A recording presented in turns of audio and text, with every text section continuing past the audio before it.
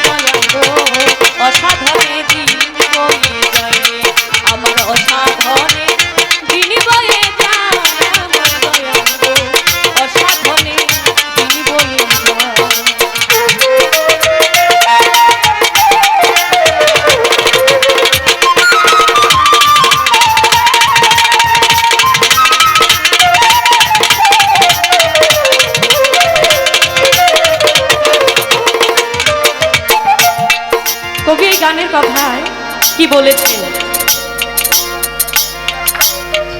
এই গানটি জিজ্ঞাসামূলক একটি গান। তো আসলেই আমার এই দেহকে আগে চিনতে হবে। ধন্যবাদ যারা টাকা দিয়ে দোয়া রাখছেন, অসংখ্য ধন্যবাদ। আমার দেহকে যদি আমি জানতে না পারি তাহলে আমার দেহকে আমি কখনো ঠিক রাখতে পারবো না। এই দেহের বিষয় জানার জন্যই কিন্তু আমরা মুর্শিদের কাছে যাই, নিজেকে কিভাবে ধরে রাখা যায়। তো এই গানে বলা হয়েছে দেহের কোন জায়গায় কি রয়েছে সেই বিষয়টা আমার জানা দরকার। এই বিষয়গুলো যদি আমি না জানি তাহলে আমার দেহকে আমি ঠিক রাখতে পারবো না। আমার দয়ালের কাছে আমার জানার বিষয় থাকবে এই দেহে এক মরা আছে, মরা খাইয়া মরা বাঁচে। এই মরা দেহের কোন জায়গায়? আমরা যে নিঃশ্বাস নেই, এই যে বায়ুর মাধ্যমে নিঃশ্বাস গ্রহণ করি এবং ত্যাগ করি, কোন বায়ু সাধনার ফলে আমরা ওই পরম দয়ালকে আয়ত্ত করতে পারবো, সেইটা কোন সাধনার ফলে, সেই সাধনাটা আমার জানতে হবে। সেই সাধনা যদি আমি জানতে পারি তাহলে আমি পরিপূর্ণ মানুষ হতে পারি।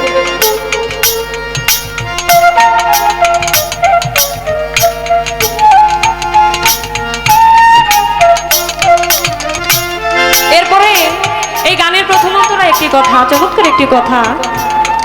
মাইটা দেহে রসের হাড়ি ৭২,০০০ নারী, এই নারী দেহের কোন জায়গায় সেটা আমার জানার বিষয় থাকবে আমার দয়ালের কাছে। কিছু কিছু বিষয় মুর্শিদের কাছে জানতে হয়, যেই বিষয়গুলো মুর্শিদ ছাড়া কেউ কোনোদিন কাউকে বলবে না। তো আসলে উনি আমাকে কোনো কিছু জিজ্ঞাসা করে নাই, আমার দয়াল আমাকে বলেছে পরীক্ষা স্বরূপ আমি কিছু রাখবো। আমার একটি কথা আছে, এক ভক্ত এমন গরিব ছিল যে সবসময় মুর্শিদের পায়রুবি করত, মুর্শিদকে বলতো কৃপা করে একদিন যদি আপনি আমাদের বাড়ি যাইতেন আমি আমার এই জীবনটাকে ধন্য মনে করতাম। যেদিন মুর্শিদ সেই ভক্তের বাড়িতে যায় ওই দিন সেই ভক্তের বাড়িতে ভাত খাওয়ার মতো চালও ছিল না। এই মুহূর্তে উঠে যায়। তো মুর্শিদ যদি ভক্তের বাড়ি বাড়ি যায়, রাস্তা দিয়ে যাওয়ার সময় ভক্ত যদি দেখে, তাকে একটু ভক্তি দিয়ে নজরানা স্বরূপ কিছু টাকা দেয় না? সেই টাকা পকেট ভর্তি টাকা নিয়ে মুর্শিদ ওই ভক্তের বাড়ি দাওয়াতে যায়। ওই গরিব ভক্ত দেখে অবাক হয়, আমি মুর্শিদকে কত বলি আমার বাড়িতে আসতে, তখন আসে না। মুর্শিদ এমন সময় আসলো যখন আমার বাড়িতে ভাত খাওয়ার মতো চালও নাই।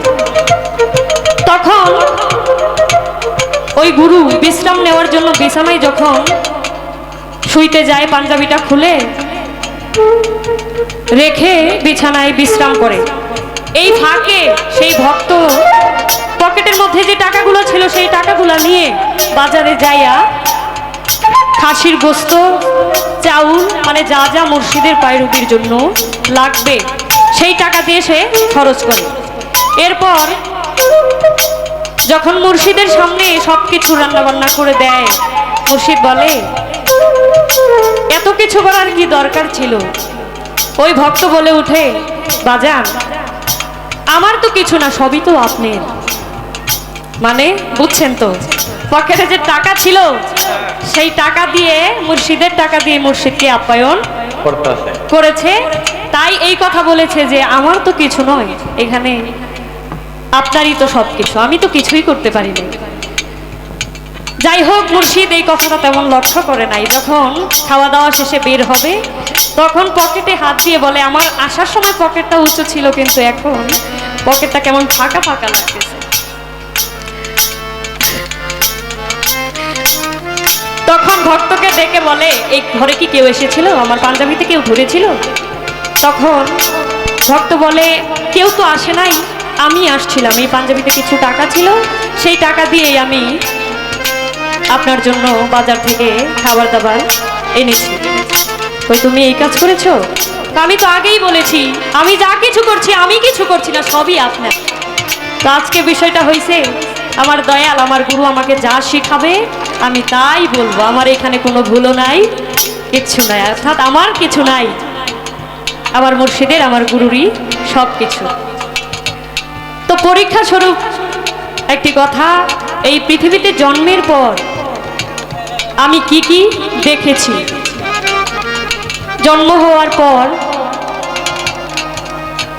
শুধু আমার ক্ষেত্রে নয়, এখানে যারা উসিলা ছাড়া তো আর কেউ জন্ম নেয় না, মা বাবাকে উসিলা করে আমরা এই ধরাধামে এসেছি। জন্মের পরেই আমরা এই চর্মচক্ষু দিয়ে পৃথিবীর আলো বাতাস, গাছপালা, নদী নালা, চন্দ্র সূর্য, আকাশ জমি সব কিছুই দেখেছি। তবে আজকে আমি ধন্য যে আপনার মতো একজন মুর্শিদ আমি আমার চোখ দিয়ে দেখতে পেরেছি। এর থেকে বড় কিছু দেখার আমার থাকতেই পারে না। আমার মুর্শিদকে আমি দেখতে পেয়েছি, তবে আমি দেখতে পাইনি মাজারে যিনি শুয়ে আছেন তাকে, কারণ আমি সেই কর্মটুকু করতে পারি নাই, সেই কর্মের মাধ্যমে আমি কিছু লাভ করতে পারি নাই। আমি তো অবুঝ এক বাচ্চা, আমি তো কেবলমাত্র শিষ্য। এইখানে আমার গুরুর কাছে একটি বিষয় থাকবে, অলি আল্লাহদের কখনো মরণ হয় না, তারা পর্দা নেয়। আমাদের এই চর্মচক্ষে আমরা তাদের দেখতে পারি না। দেখতে পারে কারা? যারা সেই কর্ম করে কামলিয়তি লাভ করতে পারে, তারাই এই চর্মচক্ষেও মুর্শিদকে, পর্দা করা মুর্শিদকেও দেখতে পারে।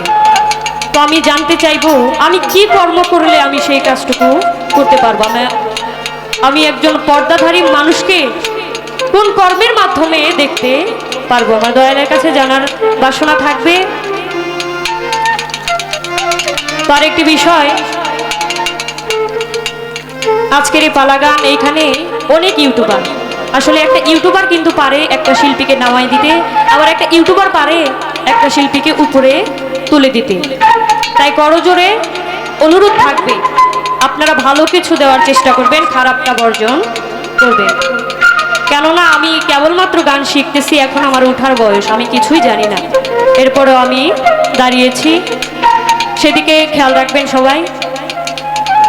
তো অসাধনে দিন বয়ে যায়, সেই সাধনটা কি আমার গুরু আমাদেরকে বুঝিয়ে দিন। আমার অসাধনে দিন বয়ে যায়